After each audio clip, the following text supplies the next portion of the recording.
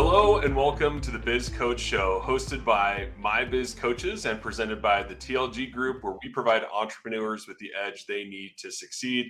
As always, your hosts today are David Macon, that's me, and Eric. Eric, how are you doing today? I'm doing excellent, David. Thank you. Awesome. Well, hey, thank you so much for joining us today. And we're actually continuing a little bit of our topic from episode 2. So if you missed it, you may want to go back and check that out before listening to today's episode, or you can just plunge ahead with us as we talk about these big tech layoffs. So we're recording in December of 2022, and it's all over the news. You've got Meta, Facebook, Twitter. There's all of these big tech layoffs. And so today we're talking about that, but then also when these layoffs happen, whether it's tech or any other industry, how can you as a small business owner, as an entrepreneur, how can you capitalize on that kind of change in the labor market? And so when layoffs happen, Eric, what's kind of some of the things that you advise your clients on, or maybe some of the things that you think about when you see these headlines about these mass layoffs? Yeah, so there was, to your point, the last episode we talked about kind of, where some of this probably stemmed from and how these came about. And as, you kind of think through, okay, these are the scenarios that are playing out. There's some massive layoffs. There's some key people that are probably being let go. But we also have to recognize that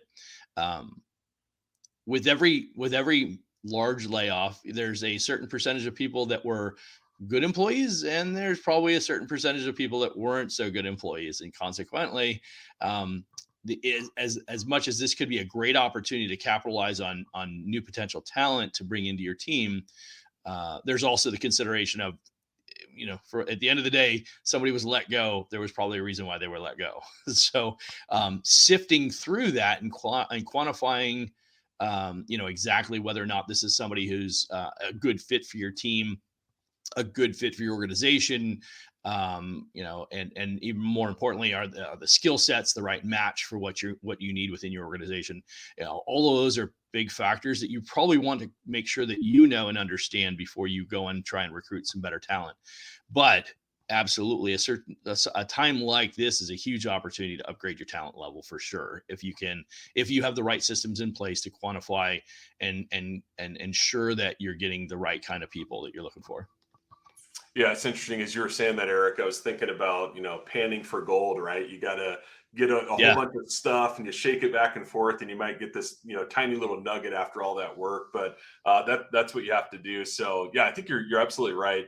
It's an opportunity, but it's an opportunity that carries with it potentially a little bit of risk if you make a bad hire, right? So you can't think of this as every single person affected is a top tier A player that you're going to bring in. So don't let your guard down and follow your process and really vet people. So love that. And I think one of the things that I know you and I talk about a little bit, Eric, is when things like this happen, that person, right, the human side of this is they're scared, right? I think, if you haven't been there yourself, you probably know somebody who has, where, okay, I thought I had a paycheck coming and now I don't. And so I'm going to just try to grab something, snatch up a job before, the Christmas season hits and the time we're recording this, right? So if it looks good, I'm going to go and I'm going to do it. And maybe that buys me time to look for something else. And so one of the things that I caution people on is make sure you're finding people that view your job, that opportunity, as a landing pad versus a stepping stone. And so is this somebody that's going to stay with you, grow with you? Or are they going to come in for a couple months, be a distraction? You're going to put a lot of time and effort into them, and ultimately they're going to leave for something in another industry or something that's a better suit to their career aspirations. So I think we need to be cognizant of that, as well as, yeah, it's great if you can lock that person down. Sure, it's a great opportunity, but if you don't retain that person and they don't positively impact your business and you don't get the benefit of that ROI, ultimately that's a waste of time and effort. So just, again, going back to your point, you got to find the right person, not only from a skill set perspective, but that's going to fit within your organization where it is today and in the future. Yeah, absolutely. And I love that analogy. The launching pad versus landing. The landing pad and the stepping stone. Yeah, the landing pad and stepping zone. Yeah, exactly. Because the stepping stone, nobody wants to be the stepping stone, right? Right. I think, and then one piece I would add to that, and having had many years of experience in the retail world, a lot of people came into our world specifically in our combined experience in working in the wireless retail world, a lot of people came into our world thinking, oh, this is just, some job until I get something better. And a lot of people didn't realize that the real potential within the organization it was a real potential career opportunity if you chose to look at it that way. Right. And it wasn't just a general retail job. We had all kinds of opportunities to kind of grow and expand, move up the food chain, so to speak, become assistant manager, store manager, and eventually a director. And the kind of compensation that we were paying for those levels of development, right? It was absolutely a career path. I mean, I spent almost 25 years in that industry. I know you were about 15 or something to that effect. So, um, not just showing the disparity in age in any way, but right. But the point being is that there, even though the majority of the people that we were hiring in these entry level retail sales roles may have perceived us as, to your point, a stepping stone to the next career opportunity. The reality was a lot of those people realized, hey, I kind of like this, or I'm good at this, or both. And, I can see myself fitting in, particularly in our world where we were very focused on our culture and how our culture was actually our culture really helped us dramatically in recruiting top quality talent. And between an aggressive compensation structure and a real legitimate growth or what we call it career path, right? Development. We could actually show people how they could progress along and create a name for themselves and cut out a path, right? A career path for themselves. So I think that's an important component, because if you are hiring at entry level people, I think one of the things you have to factor in is what's the path for these individuals, because what's the old analogy? A type A, or sorry, an A player, meaning a top quality talent, is not going to be attracted to a B or C opportunity, right? They're also not going to be excited about working for a B or C leader. That's right. Yeah. So really important components there as well, because you factor in the idea that, you got somebody coming in from some larger organization with some really great skills, and they sit down and they meet with the owner of this smaller company, and they could be really intrigued and be like, wow, I see so much potential. I could certainly help them do this or this or this. But I'm not sure that I'm going to learn a whole lot from who's going to be my supervisor, whoever that would be, right? And that would be a deterrent for a top quality talent. They might very well turn away from an opportunity like that. So, yeah, go ahead. Sorry, go ahead. I would say, you're absolutely right, and just think about just the workplace, the atmosphere, the environment, the cultural difference between a Fortune 500, Fortune 100 company to your company of 10 or 15 people, and that's a pretty big shift. And I think a big piece of what comes along with that is, in a large company you can hide, right? You can kind of hide in maybe your silo or the work group that you're in. But when you're in a small company, man, you got to produce, or you're going to get ejected from that organization, either by your own choice or somebody's going to help you with the process. So I think that's something to keep in mind too, is when those people come in your organization, it's going to feel different, most likely, than what they're used to. And they're going to be looking to you for that guidance, for that development, for that growth. And if they're not getting it, they're not going to last. So just a thought to follow up on what you're saying. Yeah, absolutely. And so, I think that just kind of bring that full circle, tons of opportunity to bring in top quality talent. We just need to make sure that there's a place for them to land, so to speak, within my organization, so that they have the opportunity to contribute. They have the opportunity to see where they can go. Like you could bring in a top quality talent who says, hey, this company is much smaller than I'm accustomed to working for, but I can see how I could really fit in and bring some real value to this company, as long as the owner or the direct supervisor of that individual is willing to allow them, give them some autonomy, right? Obviously, you're not going to get it right out of the gate, but they could see how they could be contributing and in a meaningful way. There's a huge opportunity to really kind of take that company that smaller company to a whole nother level with one or two key people like that. So, but it's like that. I think the one thing that most small business owners have a tendency to forget is that top talent will not be attracted to a lesser opportunity or a lesser leader. So if, for instance, we've done this before. We were bringing in top talent from other companies, competitors, Yeah. and which store we placed them in was strategic. Yeah. For instance, Absolutely. for instance, we have a brand new manager who just got promoted, doesn't have a lot of experience in a store manager role. They're going to be in a smaller store with a smaller team. Taking somebody who's a lot of experience in the industry, they still need to be, they still need to learn our culture and understand how to work within our organization. So we need to bring them into a store and kind of give them baby steps to acclimate and get accustomed to our business. But putting him behind the right store manager or with underneath the right store manager and allowing them the opportunity to get the right coaching and development that's appropriate for their skill set, that's a super important component as well. Yeah, and it's interesting, as you said that, Eric. I was thinking about as a leader, right, in that situation. Of course, right, you're saying they're not going to be attracted to a low caliber leader, but I also think you have to consider the team dynamics. If you have this,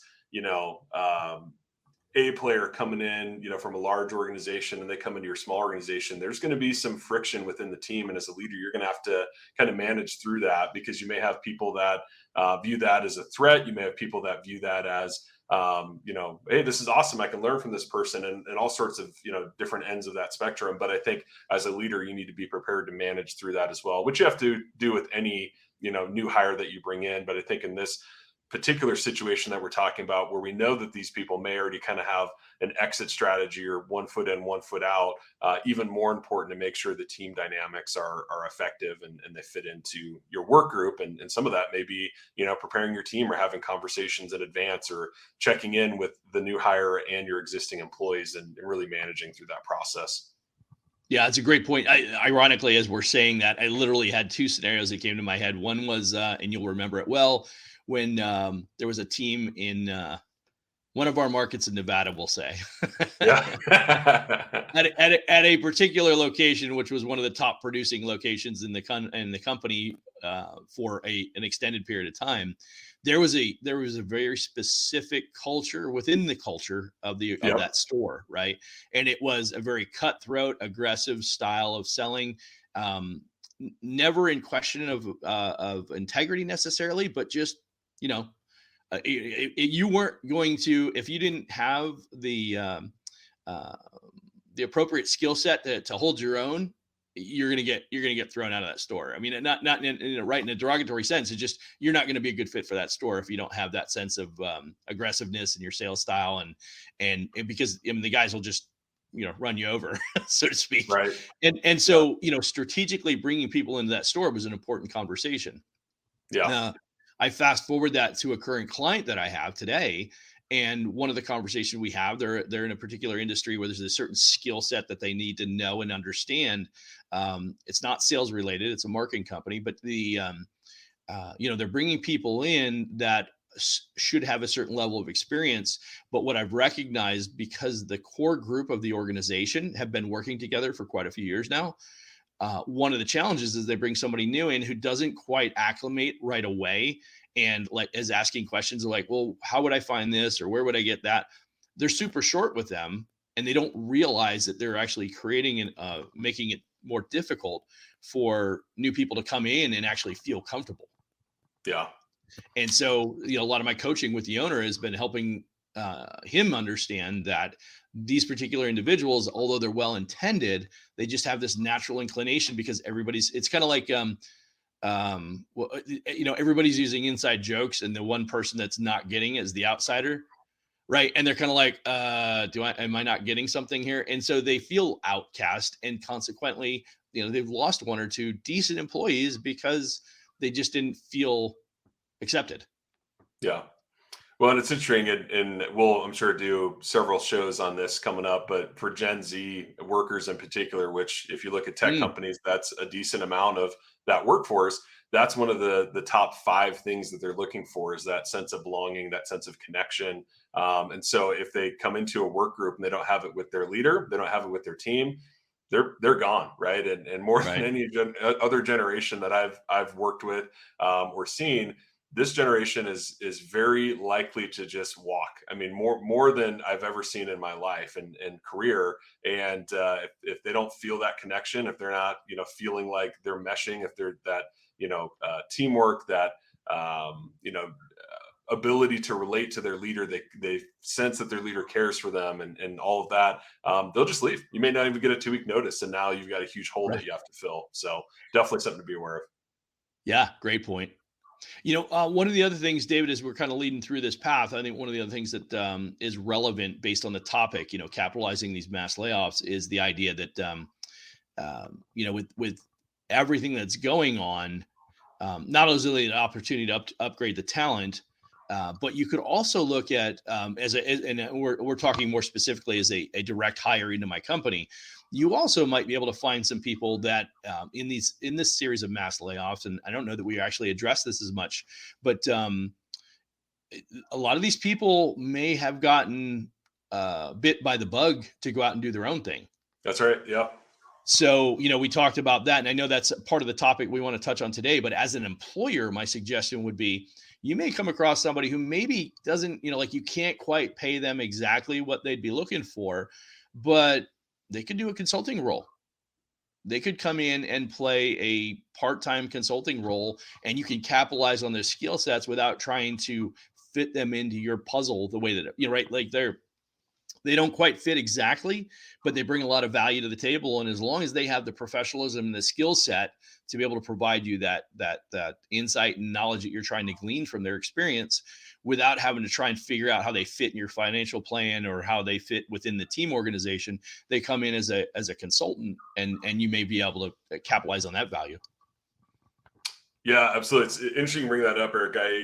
In a booklet, sorry, I wrote for ATD. I talked about how to build a training organization, but one of the strategies in there is, it's called buy, build, or borrow talent, and you can research that. It's not my idea, but it's a popular idea, especially in the training space, which is a big part of my world. But I think what you're talking about makes sense, right? If you can't, necessarily build the talent within your organization in a short time, and you can't afford to buy the talent, you can borrow the talent through, freelancing and all those sorts of things. And I've done that myself. I've worked with organizations that, maybe they didn't necessarily need a full-time L&D person, or, hey, I just need some help getting an onboarding program off the ground. And you can find some really great people that you can contract for a short period of time to come in and make a big impact in your organization. And it's a great strategy. So 100%. Yeah, I think it's spot on, and definitely something people should be thinking about. Yeah, absolutely. Well, and for the irony of that, before we started the call today, I mentioned to you, I have a client that would benefit from your skill set. Yes, Right? indeed. Developing, they want to develop content, and that's right up your alley, and they need guidance on how to tie that outline together and put all those things into place. They don't need a full-time L&D, right, person on board, maybe not yet, but what a great way to introduce your, skill set and make that available to them. So it's a prime example of exactly what we're talking about. Yeah, absolutely. So, and I think, something else, Eric, I know you and I have talked about is, you don't have these mass layoffs land in your lap all the time, right? So I No. think maybe something we should think about is, if somebody's watching this a year or two down the road and it's a totally different environment than we're in today, what can they do? So one of the things that comes to mind for me, and I know you've got some thoughts on this, is continually building that network, right? Where, maybe I don't have an opening today, maybe I can't afford that person today, but really building that network so that at a future point in time, you may be able to get that great talent, with or without a mass layoff. So any thoughts on the importance of kind of building that network and how you can leverage it as an entrepreneur? Yeah, I mean, and here's the way that I would position this, and what I tried to do over the course of my career was, one, you always have to be recruiting.